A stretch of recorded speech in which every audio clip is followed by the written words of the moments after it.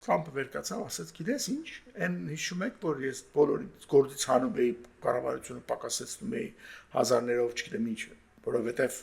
Իլոն Մասկին նշանակել էր, որ այդ պիտի կա մարդկանց դոջ կար, չէ՞,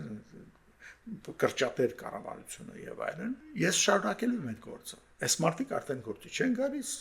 շատ հեշտությամբ իրենց փոխանակ կադրերի բաժնի այդ նամակը, որ ասում է դու գործից հիմա furlough ես եղել, իսկ պարզապես ինձ կասեմ, որ thank you very much, չեք գալու գործի ու վերջ։ Ուրիշ խոսքով, Սպիտակ տունը շանտաժ արեց դեմոկրատներին կոնգրեսում, որ ամեն տարվա պես չի լինելու ծրի արձակուրդ գնան եւ փաստորեն վճարվելով